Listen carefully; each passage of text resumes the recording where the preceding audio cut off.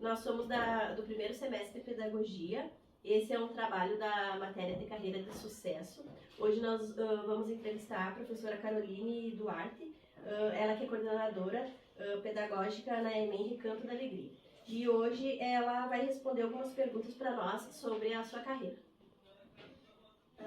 Primeira pergunta, qual é a sua formação acadêmica? Eu sou graduada em Pedagogia e tenho pós-graduação em Gestão Escolar. O que levou a interessar-se por essa carreira? Na verdade, o meu interesse vem desde a infância, assim. Eu sempre brinquei que era professora e desde que eu me conheço por gente, sempre tive essa vontade. Aí quando chegou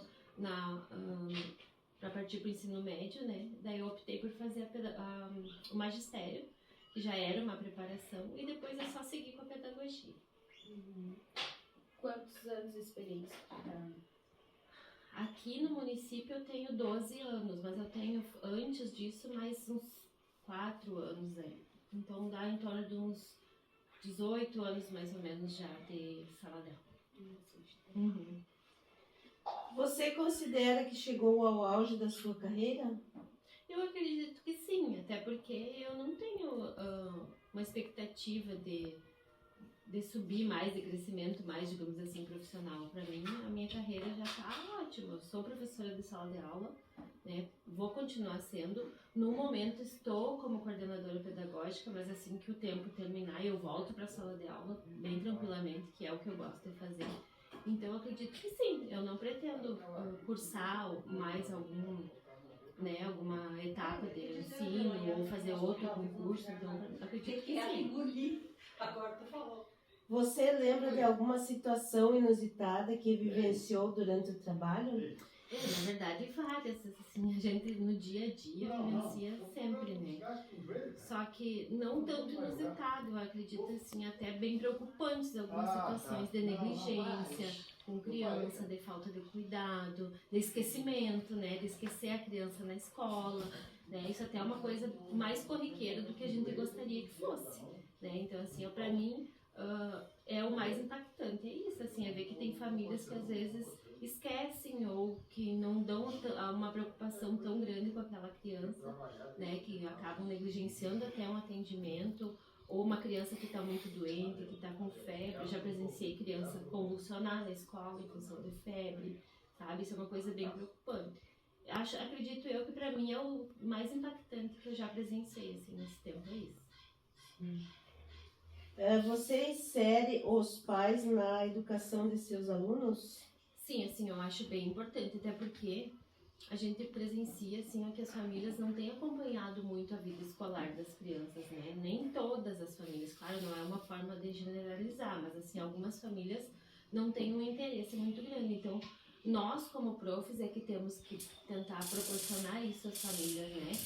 Chamar, né? Mandar alguma atividade para ser feita em casa, né? Solicitar que a família venha na escola, estar sempre em contato, mandar informação da criança, até para ver se essa família percebe o valor, né, que a escola tem e percebe a importância que ela tem na construção do conhecimento dessa criança junto com a escola, né? Porque não é um papel só da escola, é um papel de família e de escola juntos, né? Então eu acredito que sim, é bem importante.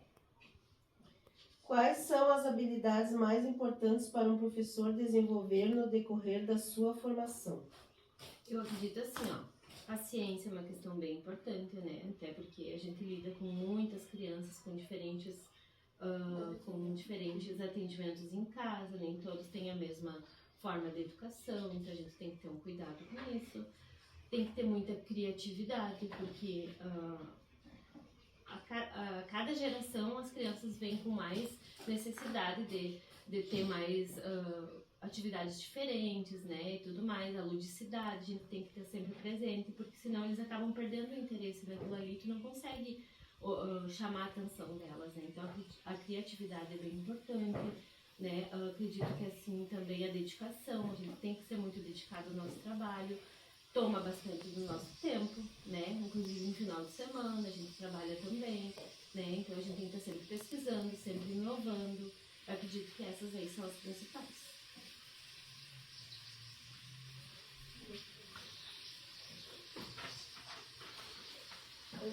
Carol, como você prepara o seu plano de aula? No momento eu não estou preparando porque eu estou na coordenação, mas geralmente quando eu estou em sala de aula a gente tem, por lei, a nossa hora de atividade, né, que é um horário que a gente tem para produzir isso, para fazer, para pesquisar, para construir, né, algum recurso que vai ser utilizado em sala de aula.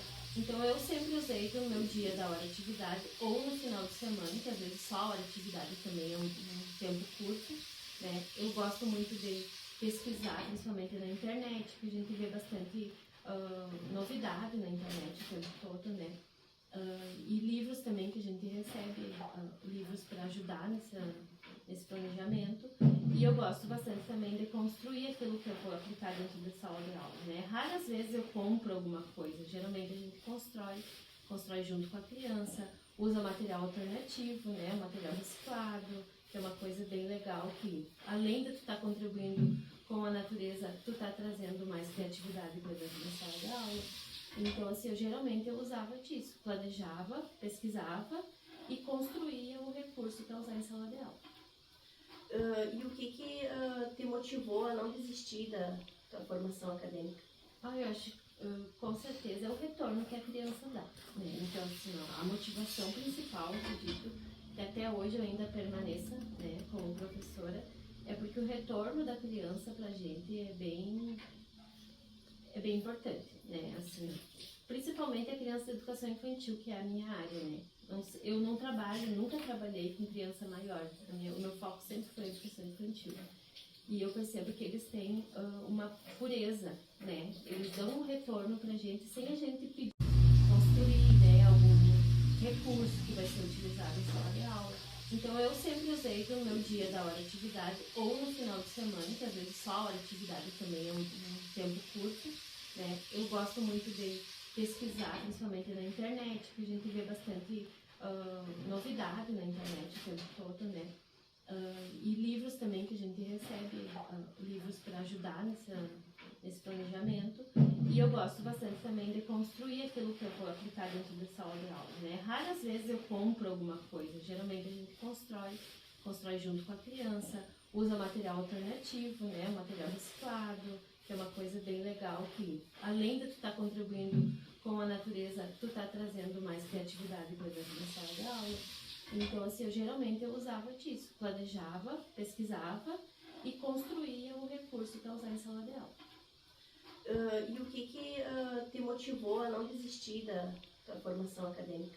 Eu acho, com certeza, é o retorno que a criança dá, né? Então, assim, a motivação principal, acredito, que até hoje eu ainda permaneça, né, como professora, é porque o retorno da criança pra gente é bem importante, né? Assim, principalmente a criança da educação infantil, que é a minha área, né?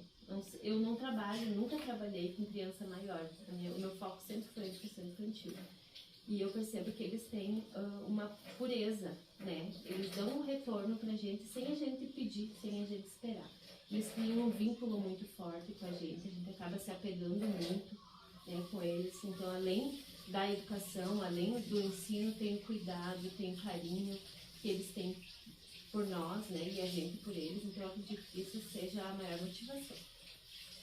Carol, assim, e se tu pudesse dar um conselho para quem, no caso, está ingressando no mundo da educação, qual seria? Principalmente, assim, é estudar bastante sobre o desenvolvimento infantil, o que é o importante que a gente tem que trabalhar em sala de aula, como que se deve proceder com a criança de cada faixa etária. Sem o estudo, sem tu primeiro passar por essa parte teórica bem aprofundada, tu não vai conseguir trazer para a sala de aula aquilo que é mais importante. É claro que a prática do dia a dia nos ensina bastante, mas a gente tem que ter um respaldo teórico bem forte antes de entrar para a sala de aula. Tá bom. Carol, nós, em nome de todo o grupo, que não foi todas que puderam estar aqui hoje, a gente quer te agradecer por tu ter abrido esse espaço para nós. Tá? Imagina, eu que agradeço. Muito Foi um obrigada. prazer.